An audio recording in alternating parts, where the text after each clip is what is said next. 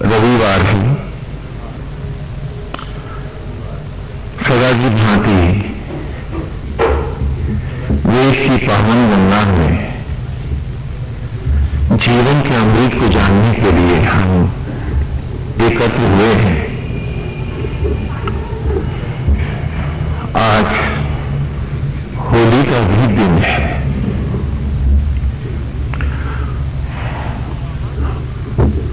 गोविंद हरि हरि नारायण हरि। अभी तक वेद की ऋचाओं में हम धर्म को रूप को स्पष्ट करते रहे। आज हमारे सामने बहुत से ऐसे रहस्य वो भी स्पष्ट हुए कि जिसे हम धर्म समझ रहे थे, धर्म उससे कुछ हटके था।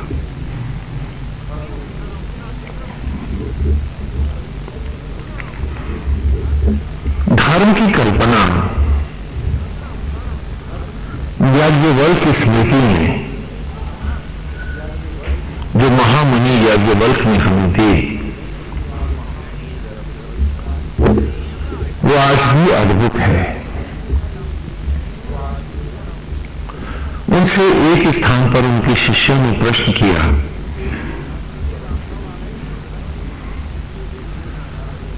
कि धर्म को, धार्मिक मान्यताओं को,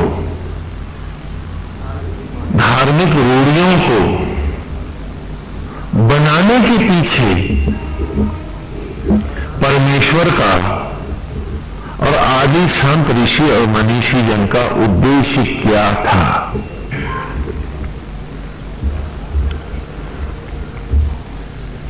आखिर धर्म की कल्पना क्यों की गई? यदि कोई ईश्वर है, हम उसे मानते हैं, तो क्यों मानते हैं? हम उसकी स्तुति, पूजन और वंदन क्यों करते हैं? और वो हमसे क्या अपेक्षा रखता है? उस सर्वशक्तिमान को यदि हमसे कोई इच्छा या अपेक्षा रखनी थी, तो उसने खुद ही हमको क्यों नहीं बताया कि तुम ये करो? ये बीच में इतने लंबे चौड़े भ्रम और संदेह क्यों उत्पन्न किए? हम ये सब जानना चाहते हैं। तो महामुनि याज्ञवल्क्य ने बड़े विस्तार से इन रहस्यों को स्पष्ट किया कि परमेश्वर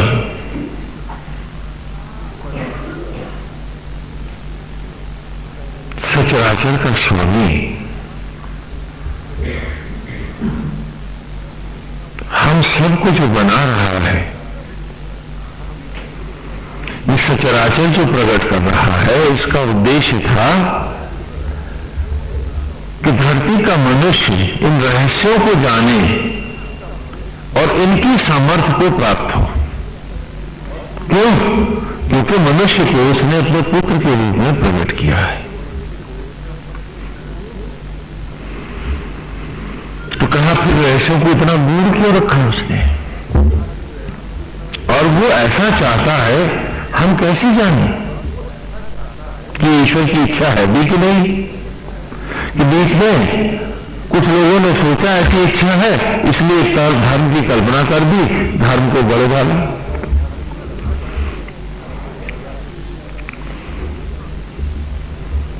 और इसी धर्म को लेकर के झगड़े भी हुए, युद्ध हुए, जातियां बटी, मानवता बटी, नए नए संप्रदाय और धर्म बनते चले गए। आखिर इस सबकी जरूरत क्या थी? ये सुर और असुर, देव और दानव की कल्पनाएं क्यों कर हुई? आज भी कृष्ण की कथा में क्षीर सागर मंथन की कहानी, देवासुर संग्राम आदि आपको टीवी सीरियल में प्रातः दिखलाए गए। ये सब क्यों है? एक बात को सीधे न कहकर उसमें इतने घुमाव क्यों लाए गए? हाँ, कोई भी बात सीधे कही जा सकती है, उसमें इतने सारे भ्रम क्यों है? कोई अपने को असुर कहता है, कोई सुर कहता है, दोनों की विचारधाराएं अलग हैं, दोनों लड़ने लगते हैं। आखिर इस संपूर्ण का रहस्य क्या है? क्या उद्देश्य है? हमें भगवान ने क्यों बनाया? और ये प्रश्न सहज भी हम सबके मस्तिष्क में भी उत्पन्न हो सकते हैं, होते रहते हैं। महामुनि ने कहा कि सचराचर रूपी पाठ्यक्रम को देखकर उसी में अपने को खोजना, अपने को पढ़ना, अपने को जानना और उस अभेद तत्व को, परमेश्वर को, उसकी सत्ता को सचराचर में पाने के लिए ही ये सारी कल्पना परमेश्वर ने की। उसने पेड़ पौधे बनाए, पशु पक्षी बनाए, जीवधारी बनाए। इन सबको आत्मा होकर वो स्वयं ही बना रहा है। बनाने का रहस्य उसने किसी को नहीं दिया। आज भी भ्रम के वशीभूत होकर ही हम मानते हैं मेरा बेटा, मेरी बेटी, मेरा परिवार, जबकि सत्य क्या है? ये शरीर का एक हिस्सा बनाना हम नहीं सीख पाए। इसमें भी मेरा मेरा कहां है? जो भी है उसका उसका है जो बना रहा है। तो क्या उसका उद्देश्य था कि मनुष्य सत्य को जीत के आए, भीख में ना पाए। क्योंकि भीख में मिला हुआ ज्ञान महत्वहीन होता है। जिसे वो स्वयं सत्य को सिद्ध करके लाएगा वही उसका सत्य होगा। इसीलिए एक रहस्य का आवरण सचराचर पर उसने रखा, जो खोल पाए सत्य उसका। एक उदाहरण देते हैं हम आपको। अक्सर विश्वविद्यालय के छात्र जो किसी भी आध्यात्मिक विषय में पोस्ट ग्रेजुएशन कर रहे होते हैं, पीएचडी, डीएड वगैरह, तो उनके गाइड कभी कभी यहां भी भेज देते हैं। तो ऐसे एक स्टूडेंट आए, वो किसी ग्रंथ को लेकर के उसके ऊपर, उस विषय पर शोध कर रहे थे। तो उन्होंने इस सन्यासी से भी कहा कि हम आपसे कुछ चाहते हैं, आप हमारा सहयोग करें। पूछा क्या चाहते हो भाई? कहने लगे कि इस पुस्तक में ये जो लिखा है क्या ये सच है? हमने कहा कहां लिखा है? कहने उस किताब में लिखा है। तो मैंने कहा फिर वो आपके लिए सच कैसे हो सकता है? वो सच नहीं है। कहने क्या आप कह रहे हैं? इससे पहले जितने शोध हुए सब में कहा गया है कि ये सही है, ये सत्य, और आप ऐसे कह रहे हैं। हमने कहा देखो मित्र, जब तक ये उस किताब में लिखा हुआ है ये तुम्हारे लिए सच नहीं है। तुम इस किताब को पढ़ो, इसे आत्मसात करो और अपने मन में भीतर ले जाके इसे मथो। तर्क और प्रमाणों की मथानियों से इसे बुरी तरह से मथ डालो और फिर विवेचना में जब तुम्हारे अंतर से उभर के बाहर आए और तुम्हें लगे सत्य है, तभी ये सत्य है। जब तक ये किताब में लिखा है तुम्हारे लिए ये सत्य नहीं है। याद रखो इस बात को कि सत्य, ट्रुथ, किसी को गिफ्ट नहीं किया जा सकता। और दान में मिला सच कभी सार्थक नहीं होता।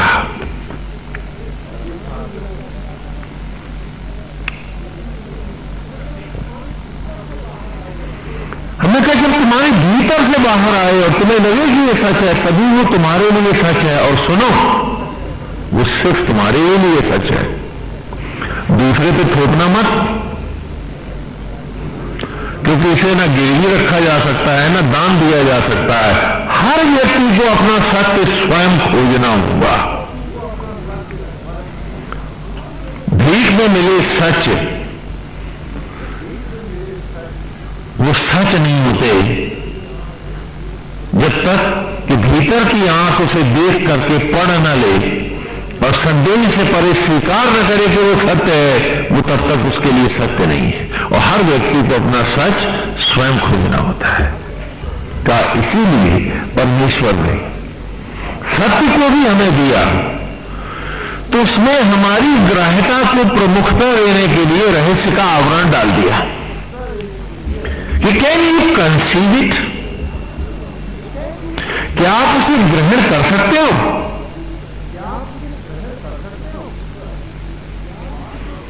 क्योंकि ईश्वर पात्र और कुपात्र की बात नहीं करता। सत्य तो एक नदी की तरह सरल प्रवाहित होता है, जिसका जैसा बर्तन होता है वो वैसा भर ले जाता है, और जिसका बर्तन फूटा होता है वो भर के भी नहीं भर पाता है। तो इसलिए धर्म ने एक आवरण रखा कि जो भेद पाए वो अभेद सत्य पाए, और कहा यही नारायणी लीला है, यही ईश्वर की लीला है। धर्म की कल्पना जो सारे विश्व में हुई, ये ना समझिए कि खाली इसी भूखंड पे हुई, भरतखंड में हुई, ऐसा नहीं। धर्म की कल्पना जो सारे विश्व में हुई, उसका व्यक्तिगत उद्देश्य था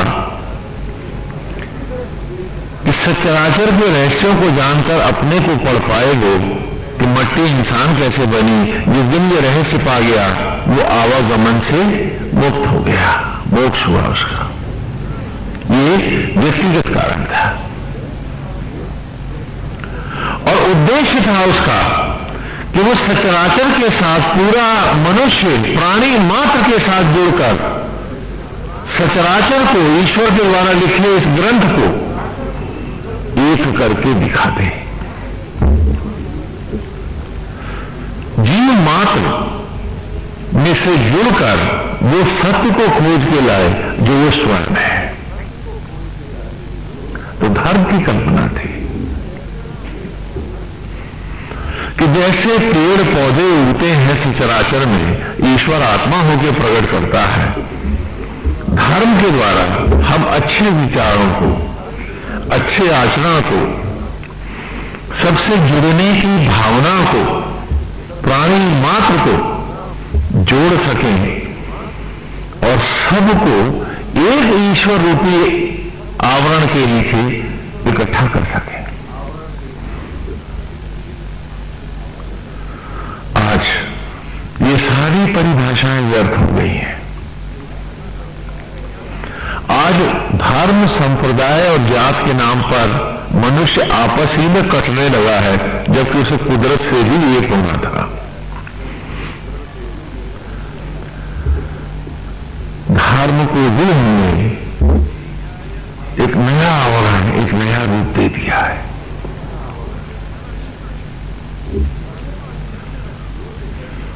धर्म भेद रहित समाज की कल्पना करता है। एको ब्रह्म द्वितीयो नास्ति। लेकिन धर्म की आड़ में खिलवाड़ करने वाले तथा कथित संप्रदाय और धर्माचार्य एको ब्रह्म द्वितीयो नास्ति को अनेकों ब्रह्म में बांट के दिखला देते हैं। हाँ, हिंदू, मुस्लिम, सिख, ईसाई, हाँ, ब्राह्मण, क्षत्रिय, वैश्य, शूद्र, अभी यहां तक नहीं रुके।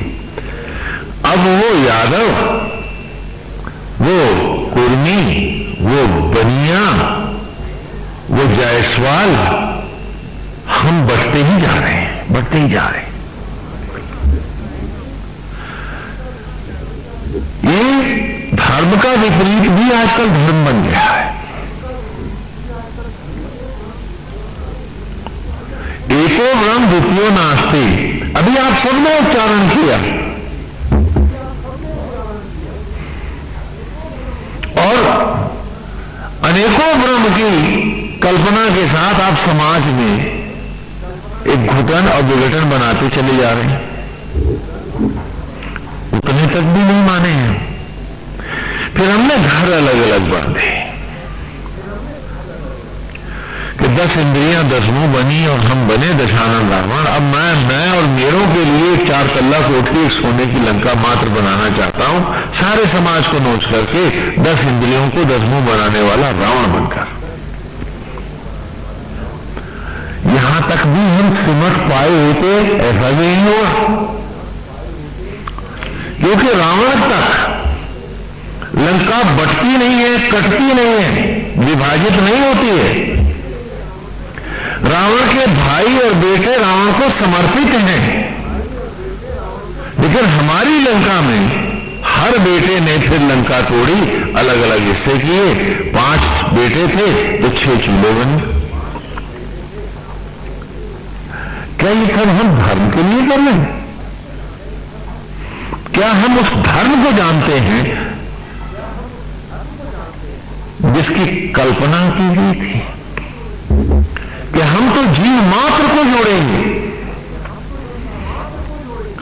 कि हम उस ईश्वर का भाव चिड़िया में, कुत्ते में, बिल्ली में, प्राणी मात्र में एको ब्रह्म द्वितीय नास्ति, ऐसा अभेद मानकर चलेंगे।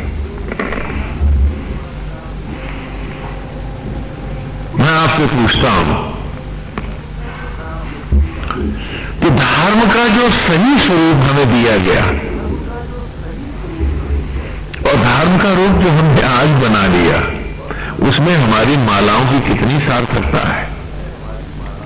हमारी पूजा, व्रत और त्योहार का कोई मतलब रह नहीं बाकी। और आज होली है,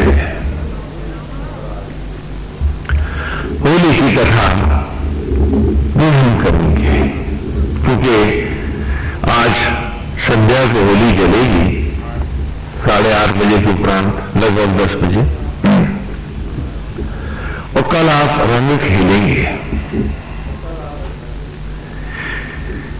थोड़ा सा इसको भी जान लें और ईमानदारी से अपने आप से पूछें कि आप कितना धर्म को मानते हैं।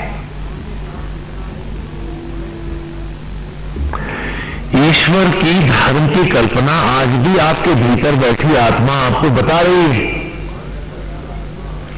जैसे भगवान श्री राम ने शबरी के जूठे बेर खाए थे ना, आज भी श्री राम, घटघटवासी श्री राम अर्थात आपका अंतरात्मा आपकी जूठन को रक्त में बदल रहा है ना, वो बदलता क्या? सांस, धड़कन और जीवन के क्षण परमेश्वर आत्मा आत्मस्वरूप होकर जो आपको दे रहा है, कोई फीस मांगता है? बोले देते कुछ तनख्वाह उनको? या ईश्वर की कोई कामना, कोई इच्छा है? और वो परमेश्वर जो आत्मा होकर आपके जूठे अन्न को रक्त में बदल रहा है, क्या उसने जीव मात्र से भेद किया? बोलो बोलो। हर जीव की जूठन को आत्मा होकर नारायण ने ही रक्त में बदला। बोलो बदला भी नहीं बदला? तो जब ईश्वर सचराचर रूपी इस ग्रंथ में आपको सामने दिख रहा है कि वो भेदभाव से रहित, अभेद भाव से संपूर्ण सचराचर को, जीव मात्र को एक जैसा स्नेह प्यार दे रहा है, वो ऊंच नीच या जात पात, ये जीव का, ये योनि का भेद तक परमेश्वर नहीं कर रहा। तो एको ब्रह्म द्वितीय नास्ति वाली बात सही है कि झूठ है? बोलो। तो जब ईश्वर अद्वैत है और एको ब्रह्म की कल्पना सारे सचराचर में है, तो तुम्हारा ये भेदभाव की मान्यताएं, अपने आप को जातों, संप्रदायों में और संकीर्णताओं में बांटने की मनोवृत्ति धर्म है या अधर्म है? ईमानदारी से जवाब दे अपने आप को। यही आज की कथा है। यही आज की कहानी है कि जो अपने आप को झूठ बोल रहे हो, धोखा दे रहे हो तुम, तो तुम्हारी मालाओं को भगवान कैसे मान लेगा? आंख मूंद के तुम्हारे मंत्र जाप ईश्वर तक कहां पहुंच पाएंगे? एक सवाल है। अगर भगवान ने आत्मा होकर ब्राह्मण को अलग रखा होता, क्षत्रिय को अलग रखा होता, हिंदू मुस्लिम सिख ईसाई किया होता, या जीव मात्र में भेद किया होता, उसने आत्मा ने जिसने भक्ति भाव अपने अंतर आत्मा पे चढ़ाया, नारायण ने उसी को शबरी के बेरों का सम्मान देते हुए उसकी देह में यथा रक्त शक्ति और ऊर्जा में लौटाया। बताओ कितना भेदभाव ईश्वर आत्मा होकर इस ग्रंथ में, किताब में कर रहा है। तो उनको आधार मानकर, इस भेदभाव को ही अपना सब कुछ मानकर जीने वालों, तुम धर्म को कितना जानते हो?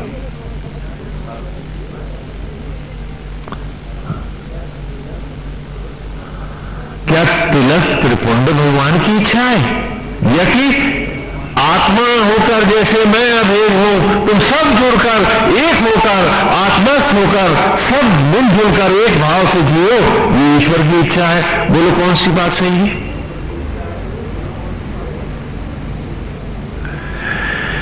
जितनी कथाएं भागवत में आप देखते हैं, ये जितने पर्व और त्योहार ऋषि संत और मनीषी जन बनाए हैं, इसी सत्य को उजागर करने के लिए।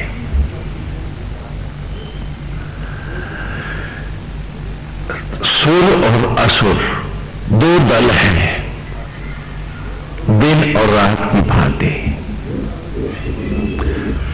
सुर अर्थात देवता।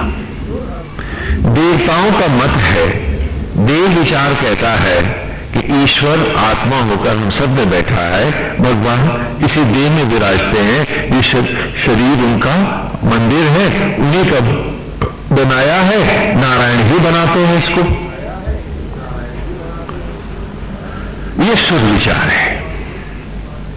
तो वो अभेद भाव से जीव मात्र में ईश्वर का भाव जो करते हैं, उनको, उस विचार को मानने वाले क्या कहलाते हैं? देव।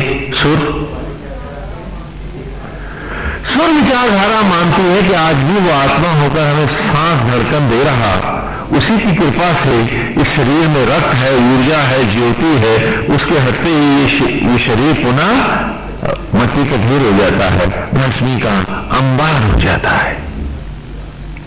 तो सुर विचारधारा ईश्वर से जुड़ने की बात करती है। उसकी मान्यताओं का ईश्वर घट घट वासी है, हम सब में बैठा है। और वो मानता ही है सुर विचारधारा कि जिसे जीते जी नहीं पाया उसे मर के पाएंगे। ये तो कोई बड़ी मूर्ख कल्पना हो सकती है कि वो यहां बैठा रहा मेरा जीवन बनके और फिर न मिला मैं उसको, और जब वो चला गया और मौत की काली चादर आ गई, अब मैं पाऊंगा उसको। ये तो कुछ सिरफिरों की कल्पना हो सकती है, सत्य नहीं हो सकता है। कि जब तक वो मेरे पास बैठा रहा, न्यौछावर करता रहा मुझ पे सांसें और धड़कनें, तब तक तो मैं विषयांत जगत में बाहर बाहर ही भटकता रहा। उससे जुड़ना नहीं चाहा मैंने, उससे मिलना नहीं चाहा मैंने, उसी का होकर, उसी में डूबकर, उसी में खोकर मैंने एक सांस भी जीना नहीं चाहा। और जब वो चला गया छोड़ के मुझको, तब ये भस्मी का अंबार अब उसको वैकुंठ में देखेगा। ये मूर्खता की बात नहीं तो क्या है कि जिसने जो दया करके यहां बैठा रहा मेरे पास, और तब मैं उसका नहीं हुआ, मैं अपने मन के रंगों में ही रंगा रहा। तो जब वो छोड़ के चला जाएगा मुझको, तो कौन सा पुण्य प्रताप मुझे वैकुंठ ले जाएगा? बोलो, विचार करो, सवाल पूछो अपने आप से। ये कहानी, ये सत्य आज हमारे सामने खड़ा है, हम वेद में हैं।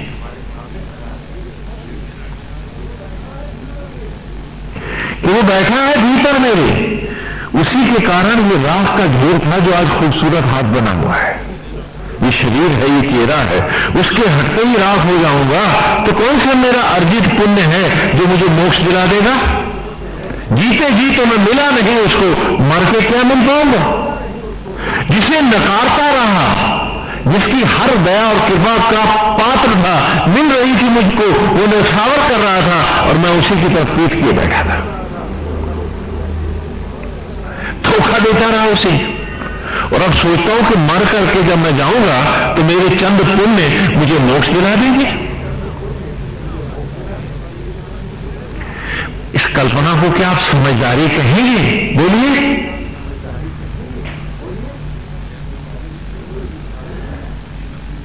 सुर विचारधारा सत्य से जुड़कर जीने की कल्पना है। लेकिन असुर भी धर्म को कहता है, उसका भी धर्म है, असुर का भी। असुर का कहना है कि मैं उस सुर से रहित हूं। असुर शुभ और अशुभ होते हैं, आ लगते माने जो शुभत्व नहीं है इसमें, तो उस शुभ को हम क्या कहेंगे? अशुभ। तो इसी प्रकार सुर में जो हम आ लगा देंगे, अर्थात जो जिसमें सुरत्व अपने में नहीं है, वो क्या कहलाएगा? असुर का कहना है कि वो मुझसे अलग रहता है, वो सप्तलोक में रहता है, कहीं और धाम में रहता है। ये विचार असुर विचार है। वो सुर अर्थात वो ईश्वर, वो देवता मुझ में नहीं है, मैं उससे जुड़ा नहीं हूं, तो मैं असुर। तो असुर भेदभाव करता है। असुर कहता है वीर भोग्या वसुंधरा, जो कुछ है उसके भोगने के लिए है। असुर धर्म में नारी भी भोग्या है, तो मट्टी का खेत है, वहां पुरुष को ही सारे अधिकार है। वो नारी को धर्म स्थान पर भी आने की छूट नहीं देता। तो भोग्या है, खेत है, मट्टी है। वो जीव मात्र को खाने की, बलि चढ़ाने की, भोगने की बात करता है, और सुर विचारधारा जीव मात्र को पूजने की बात करती है। आज आपको अपने आप से पूछना है कि आप कौन से विचारधारा में खड़े हो। या ऐसा तो नहीं कि न घर के न घाट के, क्योंकि सुर विचारधारा में आपके पूर्वज थे। आप चींटियों को आटा डालते थे, चिड़ियों को दाना डालते थे, कुत्तों और गौओं को झोला भर के रोटी खिलाने के बाद ही अपनी थाली घर में आकर के थाली के सामने बैठते थे। क्यों? क्योंकि जीव मात्र को सम्मानित करना है, यही तो सुर विचार है। और असुर विचार जानवरों को काटना, उनकी बलि चढ़ाना, और तथा कथित पूजाएं करना, यह असुर विचार था। लेकिन गुलामी के लंबे अंतरालों में महाभारत युद्ध के बाद धर्म और संस्कृति का विखंडन हुआ और आप अपने मूल स्वरूप से हटते हुए दूसरों की जूठन बनते चले गए। बात आप करते हैं अपने धर्म की और लादे हैं जूठन असुर धर्म की। और इस प्रकार आपकी कोई जमीन नहीं रही, कोई थाती नहीं रही, इसलिए त्योहार भी दूषित होने लगे हैं। असुर धरती पर अपना स्वामित्व जमाता है कि ये जमीन मेरी, ये घर मेरा, ये खेत मेरा। सुर सब नारायण का मानता है, हमारा है ही क्या? वो तो शरीर भी उसी का। आज हमारे आचरण में असुर धर्म अधिक है और सुर धर्म कोई कल्पना में है, ना आचरण में है, ना व्यवहार में है, और ना ही स्वभाव में है।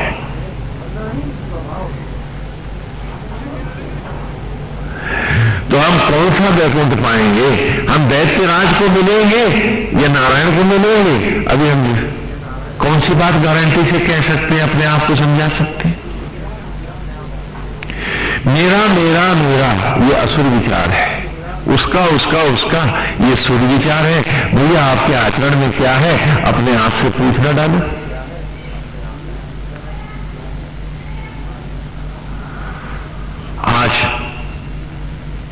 याज्ञवल्क्य के सामने इसी धर्म को हमें स्पष्ट करना है कि do we live like a sur और असुर, या इन दोनों को ही गाली दे रहे हैं, कोई एक नया रूप धारण कर लिए, जो असुर है ना असुर है, कहीं और तीसरा कोई बड़ा रूप बन गया हमारा। सोचिए, मेरा घर, मेरी प्रॉपर्टी, मेरी संपत्ति, मेरा शरीर, तो मैं जो चाहूं गंदा काम करूं, जो चाहूं कुमार्ग पे जाऊं, जो चाहूं कुत्सित कार्य करूं, जो चाहूं खाऊं, जो चाहूं पीऊं। क्यों? क्योंकि इसमें तो भगवान है नहीं, तो मैं गांजा, भांग, शराब सब पी सकता हूं, मैं कच्छ मच्छ सब खा सकता हूं। और अगर ये नारायण का मंदिर है तो मैं कैसे ये सब कर सकता हूं? तो पूछो अपने आप से, तुम में कौन सुर है और कौन असुर है, कौन वेद की राह पर है और कौन अवेस्ता के रास्ते चला गया है। अवेदस्था, अवेस्ता, वो ग्रंथ भी अभी भी धरती पर मौजूद है। आपको पूछना है अपने आप से, सवाल करो अपने आप से कि तुम सुर धर्मा हो या असुर हो। तुम खाली नाम रखने से कोई काम नहीं बनेगा, तुम्हें आचरण में, व्यवहार और विचार में भी इसे सिद्ध करना होगा। और इस प्रकार ये सुर और असुर विचारधारा की कथा आज का त्योहार की है। हिरण्यकशिपु और हिरण्याक्ष दो महाअसुर राजा हैं। वीर भोग्या वसुंधरा, उनके यहां गुलाम प्रथा है। सुर विचारधारा में मनुष्य तो क्या, हम जीव मात्र को गुलाम बनाने में विश्वास नहीं करते।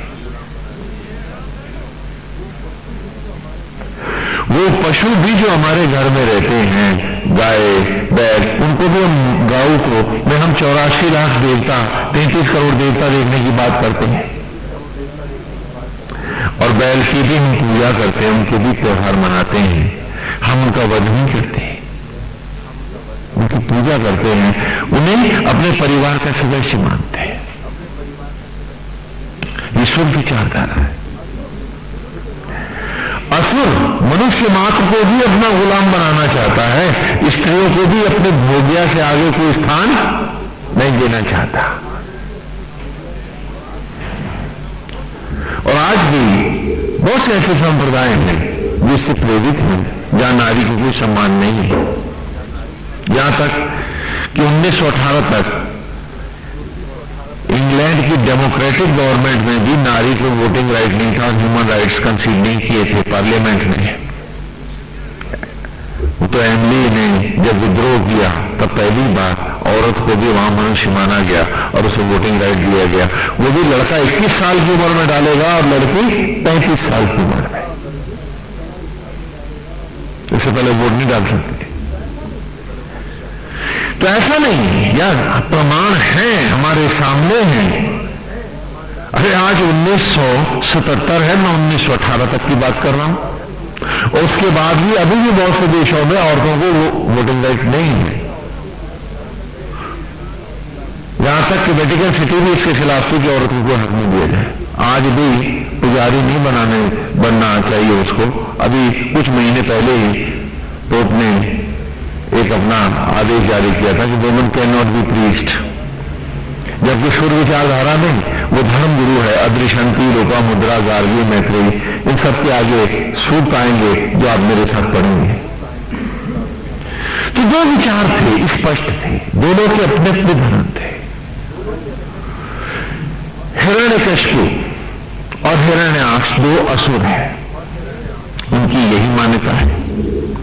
उनकी मान्यता है कि वो जो देव विचार की बात करते हैं वो उच्छृंखल और उदंड है और उन पर हमारा अधिकार होना चाहिए। हिरण्याक्ष चाहता है कि सारी धरती पर कब्जा कर ले, और वो ऐसा करता है। तब महाविष्णु वराह रूप धारण करके हिरण्याक्ष का वध करते हैं और धरती का उद्धार करते हैं पुनः। कि जब जब धरती हिरण्याक्ष के प्रभाव में आती है सागर में खो जाती है। हिरण्य शब्द का अर्थ होता है सुनहरा। हिरण्य माने सुनहरा, गोल्डन। हाँ? और आंख का अर्थ आप जानते ही होंगे, ये जो आंखें हैं आपको, तो जब आंख पर विषयांतता का सुनहरा आवरण चढ़ जाता है, हमारे सारे देह विचार सो जाते हैं, हम सब हिरण्याक्ष हो जाते हैं। आंख पर जब सुनहरा रंग चढ़ जाता है तो सारी धरती हमारे लिए लोप हो जाती है। कहते नहीं कि सावन के अंधे को हरा ही हरा नजर आता है। तो जब चढ़ जाता है हिरण्याक्ष, तो हमें हर आदमी में बुराई, शक और संदेह नजर आने लगते हैं। अभी कल ही एक हमारे बंधु आए हुए थे अपनी बहन के साथ, रिजिड है और वो एक बहुत बड़ा सेवा आश्रम भी चलाने की बात कर रहे थे और कह रहे थे वो जब आज से कई साल पहले स्वामी जी जब हम वहां गए थे ना, कहां गए थे, गंगोत्री में, तो वहां हमने देखा कि औरतें वहां भी मौजूद थी। हमने कहा हाँ, तो आपने निकलवा के बाहर क्यों नहीं फेंकवा दी? उद्योगी नहीं, शायद उनको ये नहीं मालूम कि भारत की संस्कृति में नारी नव दुर्गा है, पूज्य है, और वो मंदिर में से पूजा का ही नहीं, प्रतिष्ठा का भी अधिकार है, नव दुर्गा बन के स्थापित होती है। लेकिन हिरण्याक्ष जब चढ़ जाता है तो हमें सारा संसार मायावी और दूषित नजर आता है। इसीलिए सुर विचारधारा के जो सुरेश्वर हैं, महाविष्णु हैं, वो वराह अवतार धारण करके हिरण्याक्ष का वध करते हैं। लेकिन वध करने का अर्थ ये नहीं कि हिरण्याक्ष मर गया, वो हम सबको आदेश करते हैं कि तुम भी अपनी आंखों पर चढ़े हिरण्याक्ष को मारो। आज हम सबकी आंखों पर हिरण्याक्ष आया है। माना हम परमेश्वर की, राम की, कृष्ण की, ब्रह्मा विष्णु महेश की, महाविष्णु की फेरते हैं, लेकिन फेरते हैं असुर बन के, हिरण्याक्ष के भक्त होकर। आज कोई भी व्यक्ति आपको मिलता है, देखिए मैं आप सबसे कह रहा हूं, ध्यान से सुनो, कोई भी आज नहीं आपको मिलता है, सबसे पहले आप उसको संदेह करते हैं, ये ऐसा तो नहीं, ये ऐसा तो नहीं, ये ऐसा तो नहीं, वो कैसा है ये एक अलग बात है, ये ऐसा तो नहीं, ये ऐसा तो नहीं, ये ऐसा तो नहीं, इतना ये चोर तो नहीं, ये फलाना तो नहीं, अब रिश्तेदार भी आया है तो मुझे ठगेगा तो नहीं, कुछ लेने तो नहीं आया। ये सब क्या है? ये हिरण्याक्ष है। ये तुम्हारी सड़ी हुई मानसिकता जो तुम्हारे ऊपर छाई है। जबकि सुर विचारधारा थी कि जो पाहुन आया है, जो आगंतुक है, वो तो ईश्वर है। ये हिरण्याक्ष का वध है, मार दिया। अगर आप लोग अपनी आंखों से हिरण्याक्ष को मारना चाहते हो तो आप इस सड़ी हुई मनोवृत्ति से आपके ऊपर उठना होगा कि जब तक वो साबित ना करे वो बुरा है, आप सोचो ही नहीं कि वो बुरा है। क्यों? क्योंकि आपका ही सोचना कि वो आदमी मुझे ठग तो नहीं रहा, वो मुझे लूट तो नहीं रहा, वो मेरे साथ गलत व्यवहार तो नहीं करेगा, ये दिखा रहा है कि आप खुद कितने गलत हो अपने भीतर, आप कितने सड़ी हुई मानसिकता है आपकी। अरे आप तो हिरण्याक्ष के पुत्र बन गए, आप तो उसकी गोद में जा बैठे हो, आप में तो मनुष्य नाम की वस्तु भी समाप्त हो चुकी है, आप तो सिर्फ एक असुर भर हो। यदि आप अपने मन को हिरण्याक्ष मारना चाहते हो तो हर आदत में ईश्वर का भाव लाओ, जब तक वो ये सिद्ध न करे कि उसके पास कोई कुत्सित विचार है, तब तक उसका आप परित्याग मत करो और मन मैला उसके लिए मत करो, संदेहों को नहीं आने दो। ये आपको अभ्यास करना होगा, और जिस दिन हर आने वाले में जीव मात्र में आपका भाव ईश्वर का होगा, आप कि अपने जीवन में हिरण्याक्ष का वध कर आए हो, ऐसा मान लेना। नहीं तो समझ लेना कि आज एक इन्फेक्शन आपको एक ऐसा भयंकर लगा हुआ है, एक ऐसा नेत्र रोग है ना। वैसे तो कंजक्टिवाइटिस को भी तो हम कह सकते हैं ना हिरण्याक्ष, जो बीमारी आती नहीं, आंख लाल हो जाती तो हिरण्य माने सुनहरा और आंख माने आंख, द गोल्डन आई। लेकिन जब तक आप हर आने वाले, हर मिलने वाले व्यक्ति को घृणा और संदेश दे रहे हो, याद रखना तुम्हारा नाम रामलाल श्यामलाल नहीं, क्या नाम है तुम्हारा? तुम्हारा नाम हिरण्याक्ष है। तुम नितांत हिरण्याक्ष हो। क्यों? क्योंकि तुम्हारे भीतर जो बुराइयां हैं वही सबसे पहले तुम्हारी आंख को रंग दे रहे हैं। इसीलिए तो तुम हर आने वाले व्यक्ति के ऊपर अकारण संदेह कर रहे हो। ये तुम्हारी मनोवृत्ति है, ये तुम्हारा दूषित भाव है। पहले हिरण्याक्ष का वध नहीं होगा तो हिरण्यकश्यप की कथा नहीं होगी। आगे बढ़ते हैं। हाँ, हिरण्याक्ष समझ में आया तो?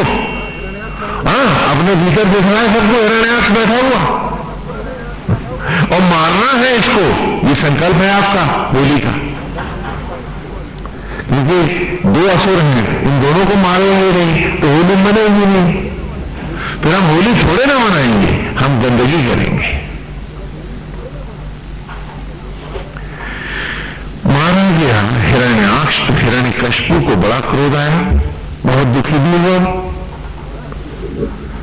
हाँ, और उसने जाकर के अपने जो असुर गुरु थे उनसे मंत्रणा की, राय ली, रास्ता पूछा और जाकर के हिरण्याक्ष घनघोर तपस्या करने लगा।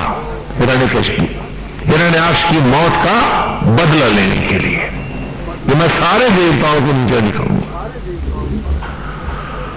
और उसने ब्रह्मा जी के लिए तप करना हिरण्यकश्यप ने आरंभ कर दिया। घनघोर तप में जब तप रहा था हिरण्यकश्यप, तो उसकी पत्नी जब वो तप हो गया था तो गर्भवती थी और वो ऋषियों के आश्रम में रहती थी और वो एक सत्संग सुनती थी।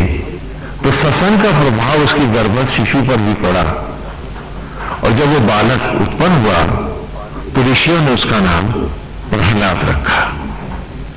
क्या नाम रखा? हाँ, होली की कहानी है। तो उन्होंने उसका नाम प्रहलाद रखा। बालक सत्संग के प्रभाव में बड़ा ही सुशील, विनयशील, प्राणी मात्र में एक नारायण का, श्री हरि का दर्शन करने वाला एक अद्भुत भक्त बनकर असुर के घर में भी सुर विचारधारा का बालक प्रकट हो गया। जैसे कुसंग के कारण, सत्संग न करने के कारण हमारे मन में असुर भाव जाग जाते हैं, हिरण्याक्ष हम बन जाते हैं, वैसे ही हिरण्यकश्यप के घर में प्रहलाद जैसा एक सुर विचारधारा का एक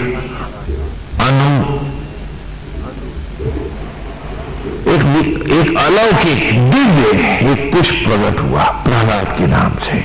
एक खिला हुआ गुलाब था वो। हिरण्यकश्यप ने अपने तप के द्वारा ब्रह्मा को प्रकट किया और ब्रह्मा जी ने उससे कहा कि वो वर मांगे। तो हिरण्यकश्यप ने कहा कि मुझे अजर अमर कर दो। उन्होंने कहा वो करने की सामर्थ्य मुझ में नहीं है हिरण्यकश्यप, वो तो तुझी में है। ये मनुष्य के लिए संभव है कि वो तप के द्वारा अपने को अमर कर ले, वरदान के द्वारा यहां कोई अमर होता नहीं है।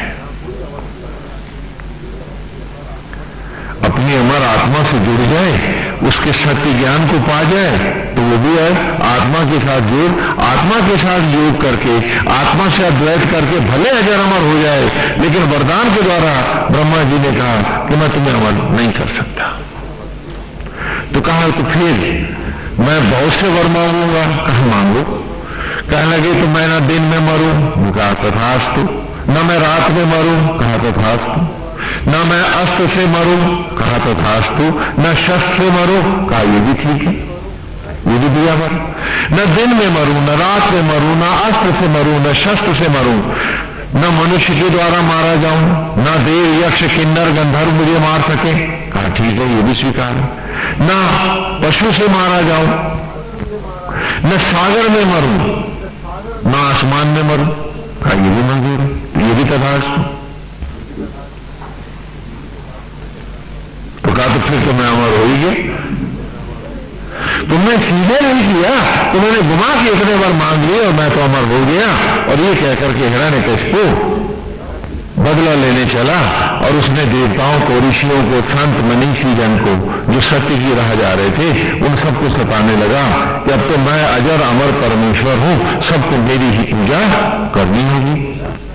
लेकिन उसका बेटा प्रहलाद विद्रोही है, वो नहीं मानता इस बात को। प्रहलाद नहीं मानता ऐसे, वो हरि नाम संकीर्तन नहीं करता है।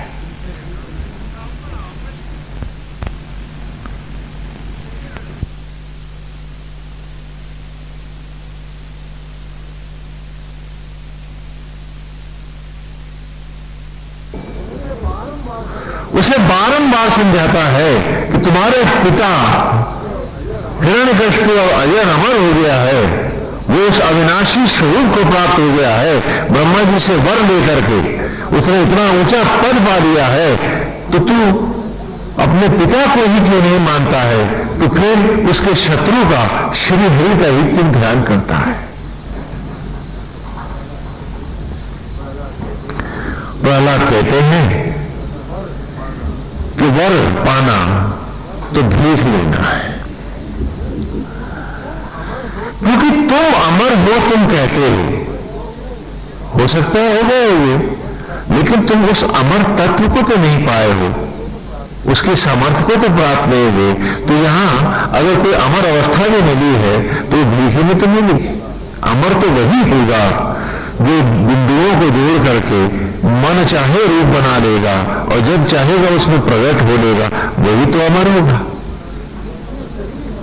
क्योंकि ये शरीर जिसको तुम कहते हो कि शरीर देह में तप करते हुए तुमने अमरता पाई है, शरीर तो श्री हरि का, तुमने कब बनाया? तो अमर होकर के ही तो तुम रहे, इसके दिए हुए दान के घर में ही। तो इसलिए जो कुछ है सचराचर में वो तो श्री हरि है, नारायण ही है, और वो उन्हीं का जाप करता है। हिरण्यकशिपु कुपित हो जाती है। प्रहलाद की जो मां है हिरण्यकशिपु की पत्नी, वो बीच में आकर के प्रहलाद की रक्षा करती है, पिता के कोप से बचाने का कई बार प्रयास करती है और वो कहती है कि इसे शिक्षा के लिए भेज दो गुरुकुल में, कि किसी तरह ये हिरण्यकशिपु से दूर हो जाए प्रहलाद, जिसे पिता का कोप इसके ऊपर सीधा ना आए। तो गुरुकुल भिजवा देती है पढ़ने के लिए, और गुरु को आदेश होता है कि इसका श्री हरि छुड़ा दो और इसे बताओ कि हिरण्यकशिपु ही परमेश्वर है। एक बात बताओ, अच्छा आप लोग बताओ, नारायण परमेश्वर है ये हिरण्यकशिपु? तो फिर आप लोग खुद कैसे परमेश्वर हो गए? मैं ही हूं जो कुछ हूं, यही तो हिरण्यकशिपु है। देखा, आप सच भी बोलते हो और लगता है झूठ बोलते हो। कैसी विचित्र बात है। आपका दम वही तो हिरण्यकशिपु है। मैं मेरा घर, मेरा परिवार, मेरा पैसा, मेरी फैक्ट्री ही तो हिरण्यकशिपु है। आप फिर श्री हरि को कहां मानते हो? मानते हो क्या? तो फिर कथा आपको किसकी सुना रहा हूं? अजी आपको की सुना रहा हूं। आगे बढ़ते हैं कथा। हिरण्यकशिपु गुरु क्या भेजते हैं, लेकिन प्रहलाद की बात अलग है, वो गुरु की बात मानता जानते ही नहीं हैं, और वो लड़कों जो मुझसे दूर दूर बैठते हैं तो पूछते हैं तुम मुझसे अलग क्यों बैठे हो? कहा कि आप तो युवराज हैं, आप तो राजा के बेटे हैं, हम तो आपकी परछाई को भी नहीं छू सकते हैं, आप बड़े हैं हम छोटे हैं। तो प्रहलाद कहते हैं कि न कोई छोटा है न बड़ा है, एक पिता परमेश्वर जब हम सबको बना रहा है तो हमें कौन छोटा है कौन बड़ा है? तुम सब मेरे पास आके बैठो। बालक डरते हैं, क्यों? क्योंकि हिरण्यकशिपु तो भेड़ का नाम है, और उस भेड़ को तुम भी मानते हो तो तुम श्री हरि को कहां जानते हो?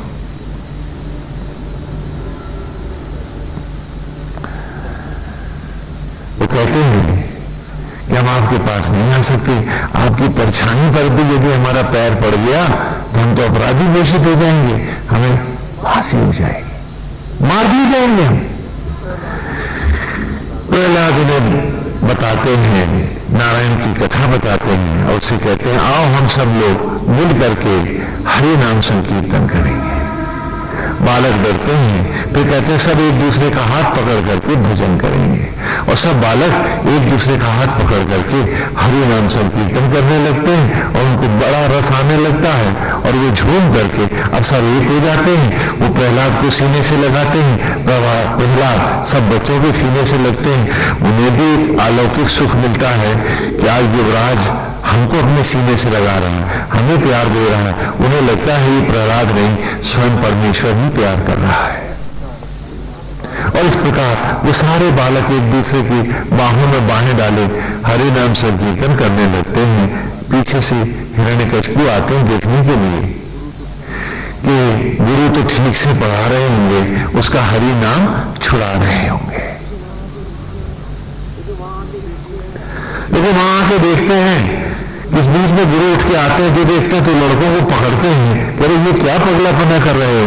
लेकिन वो लड़कों को पकड़ते ही गुरु में भी एक अजीब परिवर्तन आता है और वो भी बच्चों के साथ श्री हरि का नाम जपने लगते हैं। जब प्रहलाद के पिता हिरण्यकशिपु ने आके देखा कि यहाँ तो गुरु भी भजन गा रहा है, श्री हरि के गीत गा रहा है, तो वो आकर के क्रोध में उसको पकड़ के झटक के अलग करते हैं। हरि नाम संकीर्तन बंद हो जाता है। और तब वो गुरु कहते हैं कि ये बालक कोई जादू जानता है। महाराज इसने तो मेरी भी मती फेर दी, मैं भी आपके शत्रु का संकीर्तन करने लगा, आप इस बच्चे को ले जाओ और मैं इसे पढ़ा नहीं पाऊंगा। तो हिरण्यकशिपु कहते हैं और तुम कहते हो कि इसके छूने से तुम भी हरि नाम संकीर्तन करने लगे, तो जब मैंने छुआ तो क्यों नहीं हुआ? तुम झूठ बोलते हो। अब वो बेचारा हिरण्यकशिपु कैसे जाने कि फ्यूज बल्ब में चाहे जितना करंट दौड़ाओ बिजली का असर नहीं होता है। और हम सब राम जाने फ्यूज बल्ब ही बन गए हैं कि सुन के चले जाते हैं, असर नहीं होता है। कथा यहीं की यहीं फेंक के और फिर वही काम जो हिरण्यकशिपु चाहता है और वही करने लगते हैं। सूर्यबल्ब वाली बात है ना। तब वो प्रहलाद को लेके आते हैं, नाना प्रकार की यातनाएं देते हैं, उसको मारने का प्रयास करते हैं, लेकिन उसकी रक्षा होती है। पर्वतों से फेंकते हैं, जलाशय में, सागर में फेंकवाते हैं, नारायण उसकी रक्षा करते हैं। और इस प्रकार हर प्रकार का दंड देने का प्रयास करते हैं, प्रलोभन से नहीं, तो दंड से सोचते हैं मान जाएगा, वो नहीं मानता है। और हर बार उनकी मृत्यु को नकार कर प्रहलाद लौट आता है। तो अब हिरण्यकशिपु का क्रोध बढ़ता जाता है। हिरण्यकशिपु की बहन है होलिका, जो आज का आप मनाने जा रहे हैं। होलिका को वरदान है, एक दुशाला मिला हुआ है कि जब वो दुशाले को उड़ के आग में भी बैठ जाएगी तो आग उसको नहीं जलाएगी। तो होलिका कहती है कि मैं तुम्हारी इस समस्या का निदान कर देती हूं। मैं प्रहलाद को अपने गोद में लेकर स्वयं दुशाला उड़ के बैठ जाती हूं और तुम आग लगा देना चारों तरफ से। यदि वो तुमको ईश्वर मान लेगा तो मैं इसे अपने दुशाले में ले लूंगी, ये बच जाएगा। नहीं तो ये जल जाएगा और मेरे के ऊपर तो अग्नि का प्रभाव भी नहीं होगा। अंबार लगा दिया जाता है, होलिका का अंबार लगता है, जिसे आज रात को आप भी लगाएंगे। और ढेर सारे अंबार लगाने के बाद होलिका के होलिका उसके ऊपर आकर के बैठ जाती है। ये हिरण्यकशिपु की बहन है। आग लपटें उठती हैं, तेज ज्वाला ऊपर को उठने लगती है और तभी महाविष्णु की माया कि तेज हवा आंधी उठने लगती है और दुशाला उड़ करके प्रहलाद को लिपट जाता है और होलिका स्वयं जल के भस्म हो जाती है और प्रहलाद फिर जीवित लौट आता है। तब कुपित होकर महल में, अपने महल में पूछता है हिरण्यकशिपु कि बता वो तेरा हरि कहां है? तो कहा वो तो सर्वत्र है, का इस खंड में है। तो खंड पर वो प्रहार करता है, खंड फटता है और वहां से भगवान नृसिंह प्रकट होते हैं। आधा धड़ उनका शेर का है और आधा मनुष्य का है और वो हिरण्यकशिपु को पराजित कर लेते हैं और ला करके न महल की बाहर की दहलीज पर लाकर उसे अपने पैरों में डाल के कहते हैं, हिरण्यकशिपु अब सुनो, अब न दिन है न रात है, सांझ का चुटपुटा है, तेरा वर पूरा हो गया ना। न धरती है न आसमान है, न जल है न थल है, तू मेरी जंगाओं पर है। न घर के भीतर है न बाहर है, दहलीज पर है। और तुझको मारने वाला न मनुष्य है न राक्षस है, न अस्त्र है न शस्त्र है, क्योंकि न मैं पूरा मनुष्य हूं न पूरा पशु हूं। और ये कहकर वो उसका पेट फाड़ देते हैं। हिरण्यकशिपु मर जाता है और भगवान प्रहलाद को अपनी गोदी में बिठाते हैं और प्रहलाद सिंहासन पर विराजते हैं। इस कथा का रहस्य है, प्रा माने अमर और हलाद माने मस्ती। आत्मा की अमर मस्ती का दूसरा नाम क्या है? प्रहलाद। ये जीव का नाम है। प्रा माने अजर अमर और हलाद माने मस्ती। आह्लाद शब्द है ना, वो आह्लादित हो गया, वो अर्थात वो आनंदित हो गया। हाँ, तो हलाद माने मस्ती। प्रहलाद आत्मा की अमर मस्ती का नाम है प्रहलाद। और हिरण्य माने सुनहरा, गोल्डन। हिरण्याक्ष में भी तो हिरण्य पढ़ा है ना। और कशिपु माने होता है बिस्तर। विषय वासनाओं का, भौतिकताओं का, विषयांत गंदे विचारों का जो बिस्तर है, इसका नाम क्या है? हिरण्यकशिपु। आज तुम सब अपने आप से पूछो, इस विषय मन की आसक्त जगत की गंदगी पर भी तुम्हें जीना है हिरण्यकशिपु बन के, या आत्मा की अमर मस्ती के साथ जुड़ के प्रहलाद बनना है? ये जीव जो आत्मा से उत्पन्न है, ये मन को बाप क्यों मान लेता है? क्या मन की इंद्रियों से तुम तन का एक रोया बना सकते हो? बोलो, बना सकते हो? क्या ये मन के द्वारा तुम अपने शरीर का कोई अंग बना सकते हो? वो तो आत्मा ही के लिए संभव है। तो वो आत्मा श्री हरि ही को बना रहे हैं, फिर तुमने मन को ही क्यों अपना राजा बनाया हुआ है, अपना पिता बनाया हुआ है? दंभ, क्रोध, ईर्ष्या, द्वेष, लोभ, मोह, ये सब तो मन के साथी है। आत्मा को, श्री हरि को पहचानो, उसकी मस्ती से ही उत्पन्न हो, तुम जीव हो, अर्थात प्रहलाद हो। इस कथा में हमने आप सबको प्रहलाद कहा है, लेकिन दुर्भाग्य है कि आप धोखे से हिरण्यकशिपु को अपना पिता मान बैठे और आत्मा श्री हरि को भूल गए हो, क्योंकि इस आत्मा के हटते ये मन भी मुर्दा हो जाएगा। ये हिरण्यकशिपु तुम्हें कुछ न दे पाएगा। लेकिन फिर भी उसके साथ हो, उसी का शक, उसी का संदेह, उसी का झूठ, उसी का प्रपंच, उसी की मक्कारी, वो सब हमारे पास है। नहीं है तो आत्मा की सरलता नहीं है, आत्मा का माधुर्य नहीं है, आत्मा की मस्ती नहीं है, सब में एक आत्मभाव का भाव भी तो नहीं है। ये प्रहलाद नहीं बन पाते हैं, हिरण्यकशिपु के दास बन जाते हैं। ये मन ही तुम्हें नाना प्रकार के प्रलोभनों में फंसाता है। हाय ये और मिल जाए, वो और मिल जाए, और तुम्हारा जो मस्ती का भाव प्रहलाद है वो मर जाता है। चिंता, द्वेष, आतंक, भय, इसी में तो तुम्हारी सारी जिंदगी नर्क हो जाती है, खत्म हो जाती है, खो जाता है प्रहलाद और बन जाते हैं हिरण्यकशिपु। जब प्रलोभनों में नहीं फंसता है जीव तो नाना प्रकार की चिंताएं, इसकी चिंता उसकी चिंता की स्वांग लाता है ये मन,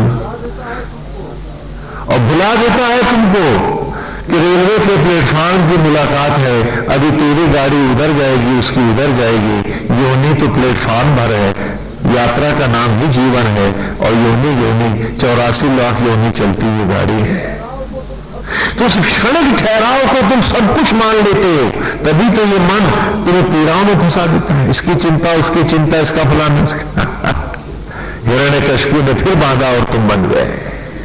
लेकिन हम में कोई होता है प्रहलाद जो सत्यनिष्ठ होता है और फंसता नहीं है हिरण्यकशिपु में। जो कुछ है वो सब तो श्री हरि का है, मैं भी उसका निमित्त हूं। जो मेरा निमित्त धर्म है मैं करूं, बीमार है दवाई दूं, सेवा करो, दुख करने रोने से वो ठीक तो होगा नहीं, मेरी चिंता करने से उसको सुधार तो आएगा नहीं, तो फिर मैं चिंताओं को, हिरण्यकशिपु को मारकर चिंतन का प्रहलाद क्यों न बनूं, मैं उस शिष्य की मस्ती में उसका ध्यान करूं कि नारायण उसका भी भला कर, और जो मेरी सामर्थ्य तूने मुझे दी है, तेरा निमित्त होकर मैं उसकी सेवा कर रहा हूं, मेरे रोने से उसकी मौत लौटेगी नहीं, जिसे जाना है वो तो जाएगी। तो मैं अपना कर्तव्य करूं, अपनी ड्यूटी करूं, और उसका निमित्त होकर उसी मस्ती के साथ जीऊं, इसी का नाम प्रहलाद है। ये काश हम प्रहलाद बन पाए होते, और एक की हर ऋचा में हम इसी को पढ़ते आ रहे हैं। आज हमें एक ऋचा भी लेनी है, और आज की ऋचा है, पहले हम थोड़ा पिछली तीसरे सूक्त की ऋचाओं को एक बार फिर दोहरा लें, जिससे अगली ऋचा जुड़ जाए उसके साथ। हाँ, तो उसके साथ ही इस कथा का भी हम अमृत लें, और कल की होली प्रहलाद की होली होगी, हिरण्यकशिपु की नहीं। हम होली क्यों मनाते हैं? सब पे रंग डालो, सबको गले से लगा लो, आत्मा की मस्ती ही सर्वोपरि है, अभेद तत्व है, एको ब्रह्म। तो कल सबको गले मिलोगे नहीं, लेकिन कल ही क्यों मिलोगे, सदा के लिए क्यों नहीं मिलोगे, ये सवाल पूछना अपने से। और बड़ा दुर्भाग्य है कि त्योहार के दिन आप लोग नशा करते हो, यानी फिर हिरण्यकशिपु की गोद में जा बैठती।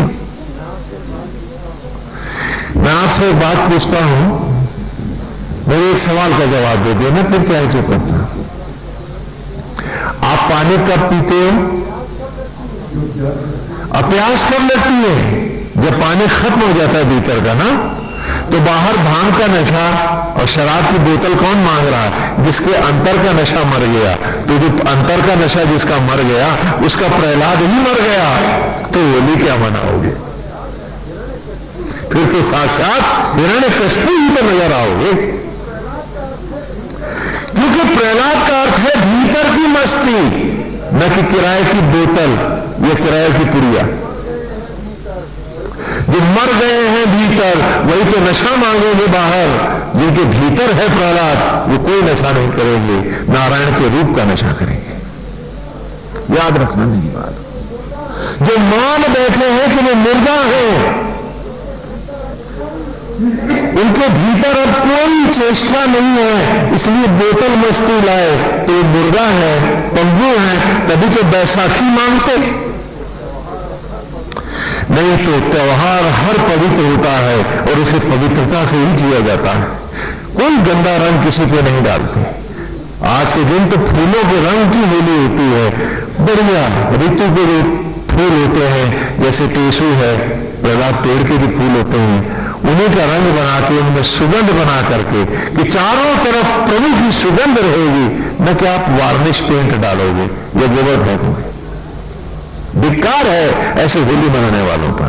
वो होली प्रहलाद के नहीं मना रहे, वो तो हिरण्यकशिपु के गीतकार हैं और वो त्योहार को भी अपमान कर रहे हैं, वो धर्म का भी मजाक उड़ा रहे हैं।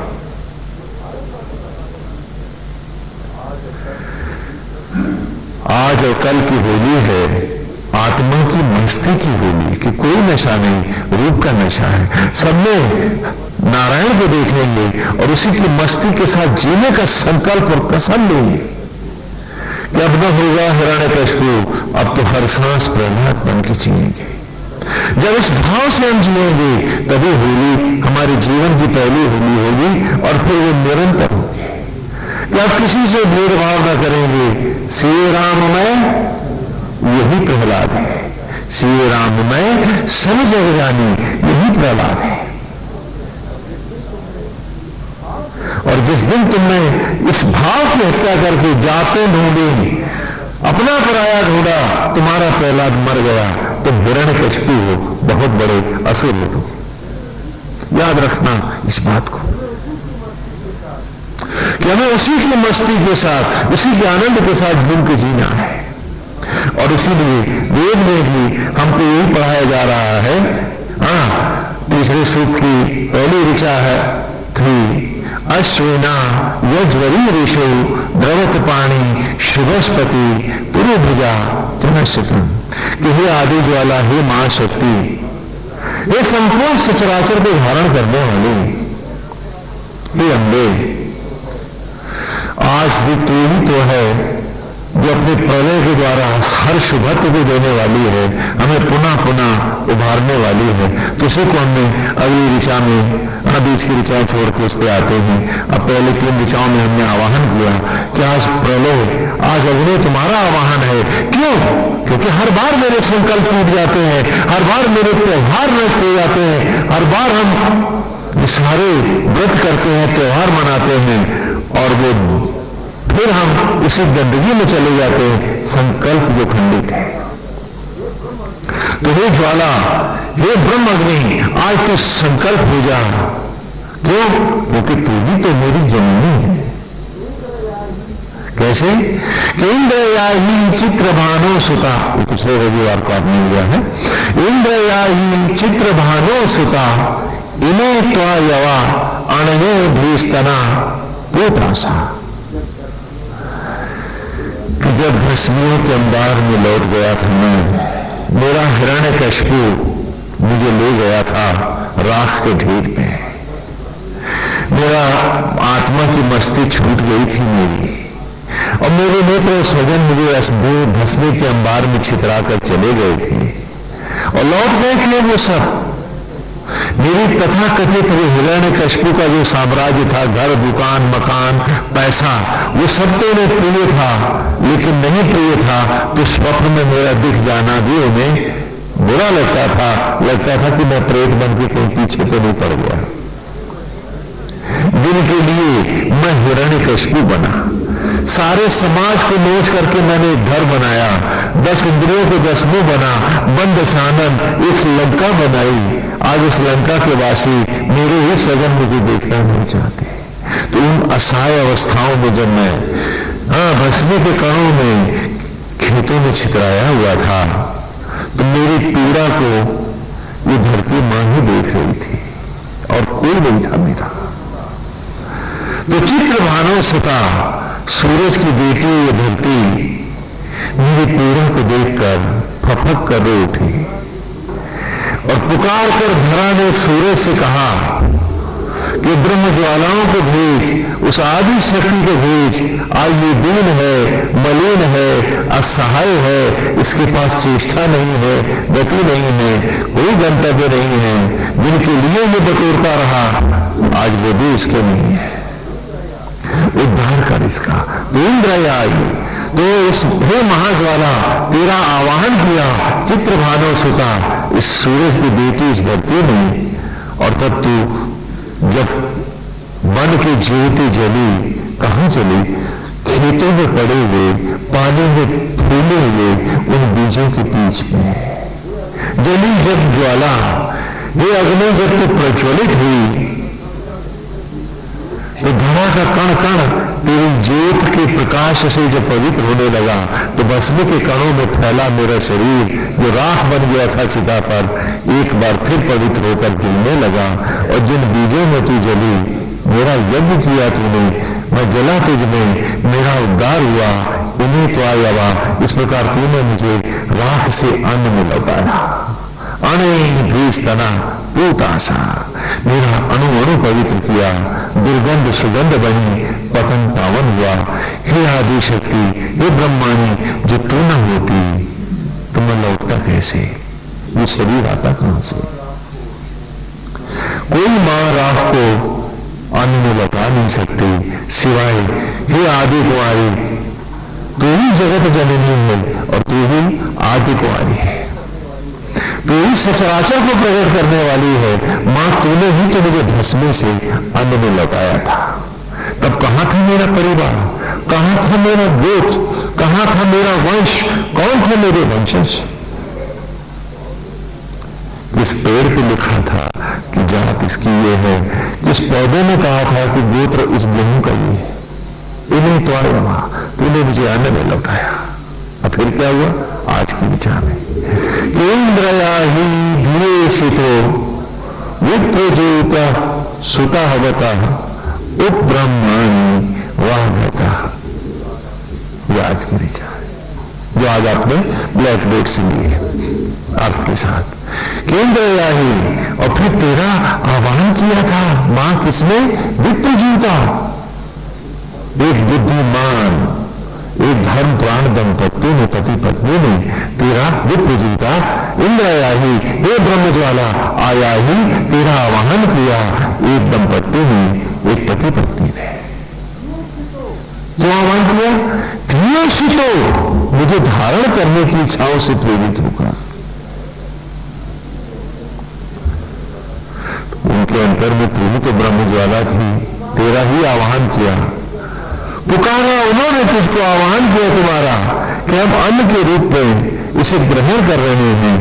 हमारी एक इच्छा है, जिस इच्छा के कारण हम इसे ग्रहण कर रहे हैं। द्वेष तो एक धारण करने की इच्छा से प्रेरित होकर हम इसे ग्रहण कर रहे हैं। कौन सी इच्छा है? सुतावत, इसे पुत्रवत लौटाने के लिए इस इच्छा को धारण करके हे उन्होंने मुझे अन्न के रूप में ग्रहण किया और तुम्हें पुकारा, हे ब्रह्माणी, हमें भी पुत्र रूप से वरद कर, हमें भी संतति से वरद कर, इस अन्न को ही हमारा पुत्र बना। तो इंद्रया ही धीरे से तो विप्रजोता सुतावत, धर्म प्राण दंपति ने जिनके सामने मैं अन्न के रूप में आया, उन्होंने भोजन के रूप में हे ब्रह्मज्वाला तुझे ही अर्पित किया, क्योंकि उन्हें तो भोजन से रक्त बनाना आता नहीं। आता है क्या तुमको?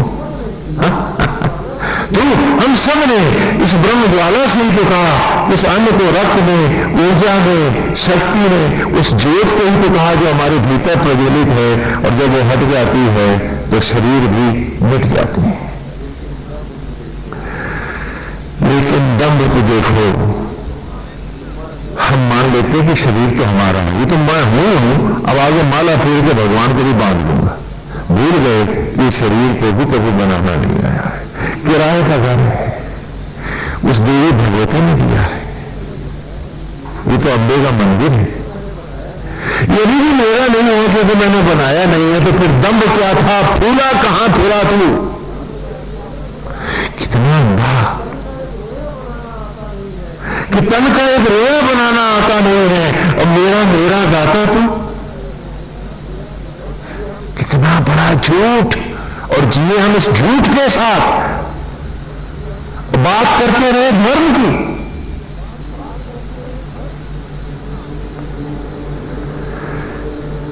एक उंगली का हिस्सा तो बना नहीं, ये शरीर एक किराए का घर ही तो था, और किसी ने दया करके दिया था, क्योंकि किराया भी नहीं मांगा था, उल्टा उम्र के नोट दिए थे। दौलत दी थी हमको। और कितने अंधे थे हम, दंभ का, अंधता का स्तर देखो। वैसे तो हम बांध ना पाए और मालाओं से भगवान बांधने जा रहे थे हम। क्या बात है। अंधेरे में किसी को न दिखे बात समझ में आती है। हम तो सूरज की रोशनी में भी अंधे ही अंधे थे आंखों के होते हुए। हमारा दंभ देखो कि जो था हमारे पास दिया किसी का, हम उसको तो पहचान पाए नहीं और देने वाले को भी बांधने जा रहे थे माला फेर के, चढ़ावे चढ़ा के। क्या बात है, क्या बात है, क्या बात है। कितने बुद्धिमान हैं हम सब। का इंद्रयाही धियोषितो विप्रजूता सुतावत, कि पुत्रवत धारण करने की इच्छाओं से प्रेरित होकर हे अम्बे, हे आदि शक्ति, हे ज्वाला, उस बुद्धिमान दंपति ने प्रार्थना करी कि तू जो मेरी सांस है, तू जो मेरी धड़कन है, तू जो मेरी ज्योत है, तुझसे जो रूप है मेरा, हे अम्बे, आज इस अन्न को भी मेरे पुत्र में, संतान में लौटा दे। ऐसी धियो से तो ऐसा धारण करने की इच्छाओं से प्रेरित होकर उस दंपति ने जब मुझे ग्रहण किया तो क्या हुआ, उपब्रह्माणी वाढ़ता, हे ब्रह्माणी, हे ब्रह्मग्नि, हे आदि शक्ति, हे ज्वाला, हे अम्बे, मैं जो तेरे ही गर्भ से अन्न बनकर उपजा था, पुनः तुझमें उपमानी व्याप्त हुआ। घट माने होता मारना, वाघट माने महाप्रलय हेतु, बिंदु बिंदु में अग्नि के कणों में बदलने के लिए एक बार फिर मेरी महाप्रलय हुई। मैं तेरी ज्वाला में आ समाया, कहीं ठिकाना न मिला, मिला तो तेरी लपटों में ही मिला। मैं लौट फिर पीछे नहीं आया। मैं जलता तुझ में तो वो शिशु का रूप पाता कैसे, अन्न से बालक कैसे होता है। कोई मां जो थाली पर भोजन से एक उंगली बना के दिखा दे, जो तू ना होती अंदर तो मैं होता कहां पर। अंधों की तरह मेरे तेरे न करता रहा। मैं भूल गया कि तू ही आदि शक्ति है, तू ही सचराचर वाहिनी है, तू ही सब में बैठी है, तू ही यज्ञ के द्वारा अन्न को यथा शिशु में और संतति में अपने ही गर्भ से लौटाती है। मैं भूल गया तुझको और तथाकथित रिश्तेदारियों में, प्लेटफार्म की दोस्तियों में भटकता फिरा और ऐसा भटका कि मर गया प्रहलाद मेरा और मैं बन गया हिरण्यकश्यप।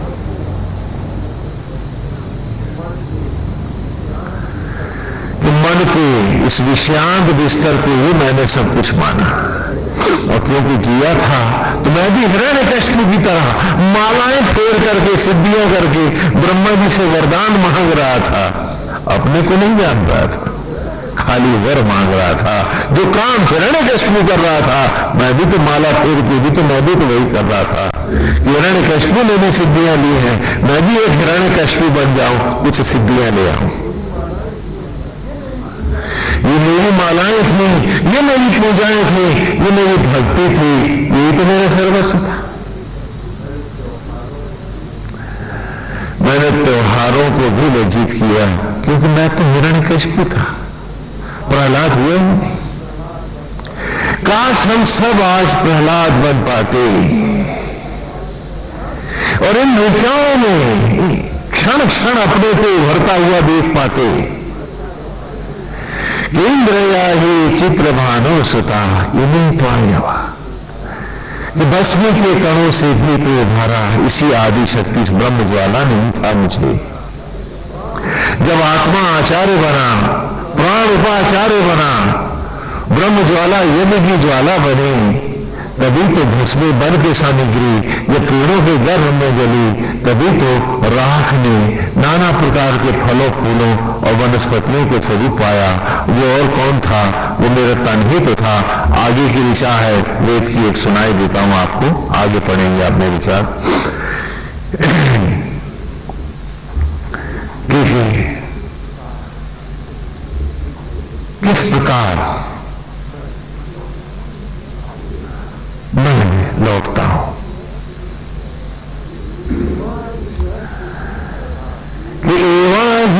से सुंदरता, हाँ ये अगले सूत्रों में आएगा।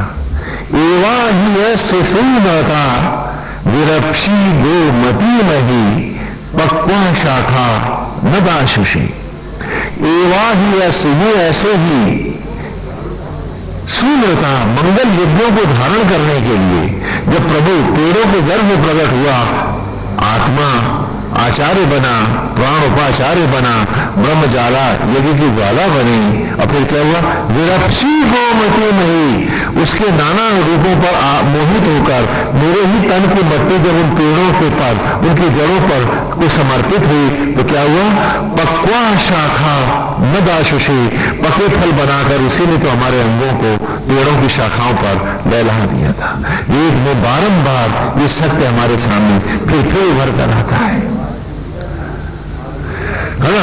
और आज की ऋचा भी आगे फिर आएगी एक बार कि यह कुक्षी सोमपातमा समुद्रे पिनवते उर्वीरापो बता खुदा।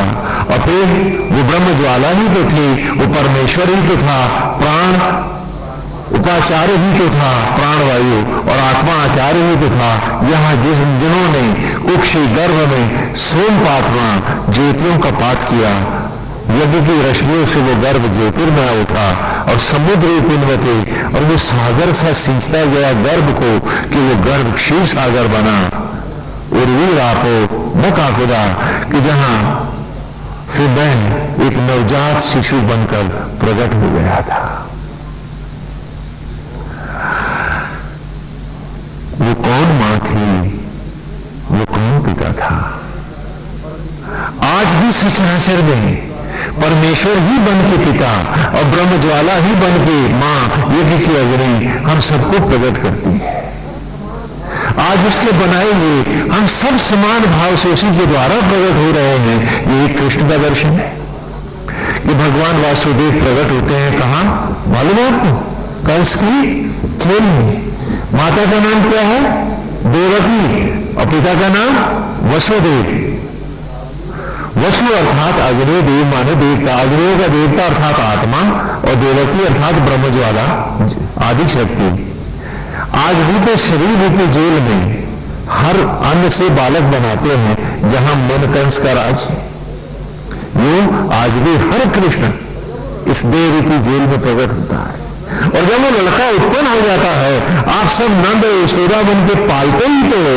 आपने बेटा बेटी कब बनाए थे, उंगली बना के दिखाओ पहले। लेकिन कितने अंधे हैं हम, कितने अज्ञानी हैं हम, कि नंद और यशोदा भी नहीं बन पाते। क्यों? क्योंकि वसुदेव और देवकी का दंभ जो लिए बैठे हैं। तो क्या कहते हैं ना, घर के ना काट के। हम इतने अंधे हैं कि हम कोई भी धर्म धारण न कर पाए। क्यों?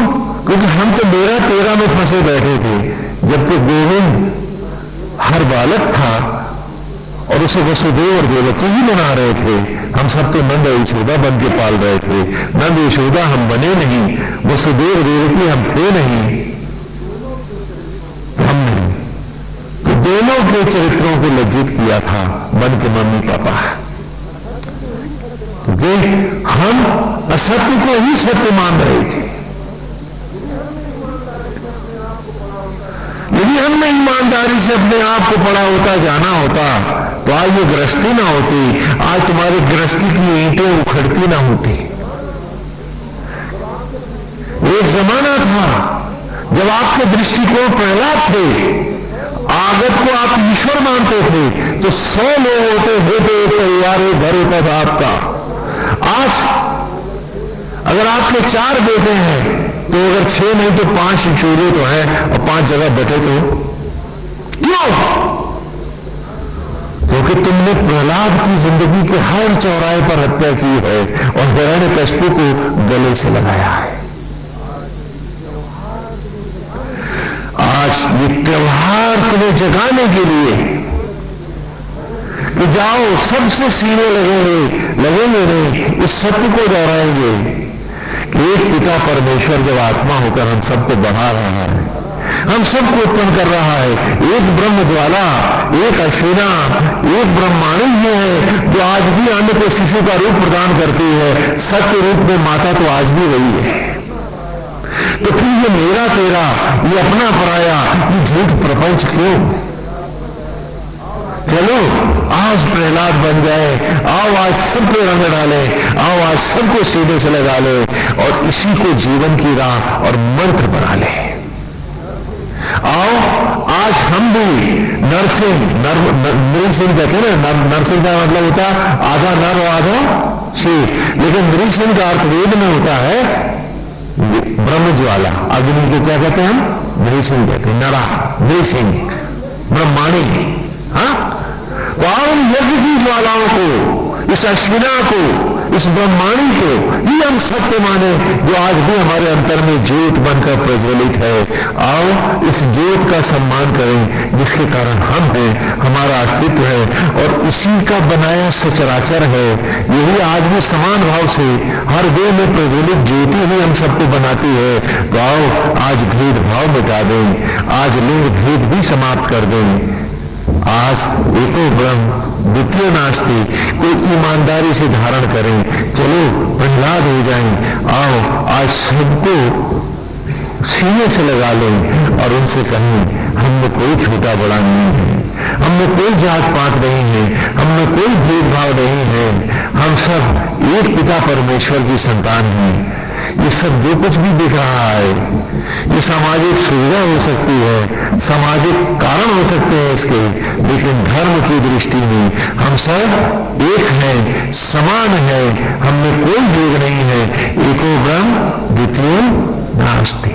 आओ सबको पे रंग डालें, सबको सीधे से लगा लें, सबके गले में लें और सबको अपने अंतर से स्वीकारें और इस सत्य को केवल कल ही न रंग डालें, इस रंग को से अपने जीवन के हर क्षण को रंग डालें।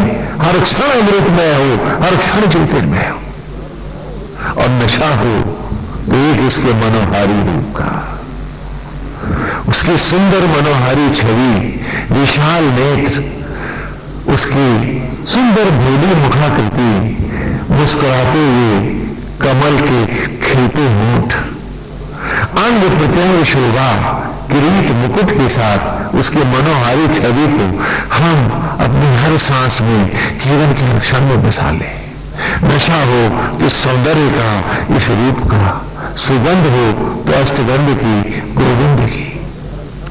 इसी भावना से हम जीवन के हर क्षण को ईश्वरमय बनाते हुए हर दुर्गंध से अलग हटते हुए अपने आप को सत्य की ओर ले चलें।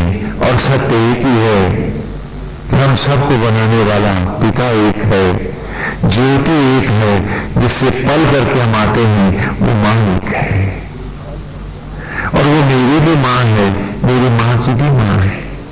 वो तो जगत जननी है, आदि शक्ति है, भवानी है। हम सब तो उस सत्य का एक रूपांतरण कर रहे हैं, उस नाटक का एक रिहर्सल कर रहे हैं, एक नाट्य कर रहे हैं। घटना तो वही है, कारण भी वही है, स्थिति भी वही है, सब कुछ वही है। जैसे मंच पर आप रामलीला देखते हैं, हाँ, कल्पना करें कि रामलीला हो, दो सगे भाई हैं, दशरथ और कौशल्या बनी है। अब मंच का सत्य क्या है कि दशरथ और कौशल्या है। हाँ, अब आप भैया भैया करके बोलेंगे तो रामलीला गड़बड़ ना हो जाएगी। हाँ, लेकिन सत्य तो एक ही है कि वो दोनों सगे भाई, लेकिन मंच का सत्य और यथार्थ दोनों अलग खड़े हैं। इसी प्रकार इस जगत रूपी नाट्यशाला में पति होकर पति का, पत्नी होकर पत्नी का, पिता होकर पिता का, पुत्र होकर पुत्र का, पड़ोसी होकर पड़ोसी का एक ईमानदार अभिनय करते हुए हम सब याद रखें, एको ब्रह्म द्वितीय नास्ति, कि हम सब एक हैं। हाँ, ये मंच की मर्यादाएं हैं, यदि मंच की मर्यादा नहीं मानेंगे तो डायरेक्टर भगा देगा। हाँ, रामलीला गड़बड़ हो जाएगी। तो जहां बैठे हैं उस धर्म का एक निमित्त होकर क्या रामलीला का पात्र मान लेता है कि वो राम ही है? बोलो, मान लेता है क्या? क्या दशरथ बना व्यक्ति मान लेता है कि वो सचमुच दशरथ है? तो इसी प्रकार इस जगत को एक नाट्यशाला जानते हुए अपने कर्तव्यों को मंच की मर्यादा के साथ करते हुए ये मत भूलो कि ये नाटक है। सत्य क्या है कि एक पिता परमेश्वर है, एक आदि शक्ति ही मां है, वो ज्योत ही मां है, आत्मा ही पिता है और वही सचराचर को बनाने वाला है। हम उसी का अभिनय कर रहे हैं, पिता पुत्र में, पति पत्नी में, भाई भाई में, बहन भाई में, पड़ोसी में, जीव मात्र में। हम किसी से घृणा न करें, सब में उस सुंदर मनोरम छवि का भाव करें। और जब हर ओर से हमें नारायण का भाव मिलेगा, उसका मनोरम रूप ही हर ओर से मुस्कुराता हमारे भीतर आएगा, तब मुझे आंखों में वो सुंदर मुखाकृति स्थिर नजर आएगी। आज आप आंख बंद करते हो तो ध्यान नहीं करते, ईश्वर के अलावा सारे चित्र आते हैं, एक नारायण ही नहीं आते। क्यों? क्योंकि ईश्वर से तुम्हारा कोई नाता नहीं है, तुम्हारा कोई रिश्ता नहीं है, तुम्हारा कोई लगन नहीं है, तुम्हारा कोई प्यार नहीं है, तुम्हारा कोई संबंध नहीं है। तो आंख मूंद के उनकी सुंदर मुखाकृति तुम्हारे मन में आएगी कैसे? हाँ, अगर कोई तुम्हें 2 थप्पड़ मार दे, तुम्हारा अपमान कर दे, तो आंख मूंदते ही उसका चेहरा तुम्हारे सामने आ जाएगा, क्योंकि अपमान तुमको उसके दर्शन करा जाएगा। ईश्वर के साथ तुम्हारा कोई भाव नहीं है, तो नारायण से भी भाव लाओ, ईश्वर को भी प्यार करना सीखो और उसको इतना प्यार दो कि अपना सर्वस्व उस पर न्यौछावर कर दो। ईश्वर को जब उसकी मनोहारी छवि को अपनी कल्पनाओं में उभार कर हम सब में देखने लगेंगे, तो हर ओर से जब आंख मुदेगी तभी तो वो मनोहारी छवि आएगी। अभी जब सब में सब देख रहे हो, एक नारायण ही नहीं देख रहे हो, तो आंख मुदते ही नारायण के अतिरिक्त बाकी सारी छवियां तो आएंगी और वो आती हैं। यदि तुम्हें नारायण को पाना है तो सब में प्रभु का भाव लाना है और मन के कलुष धो डालने हैं कि हर आगत में ईश्वर देखेंगे। जब तक वो उल्टा व्यवहार नहीं करेगा, हम अपने मन में उसके लिए कोई भी मैला भाव या विचार नहीं आने देंगे। आज मिलते ही तुम उस आदमी को शक से देखते हो, ये शक तुम उसके प्रति नहीं कर रहे हो, तुम अपने चरित्र में क्योंकि टूटन को, तुम अपने चरित्र के घटियापन को दिखा रहे हो। मत बोलो इस बात को कि ये कमजोरी तुम्हारे है, तुम इतने ही चरित्र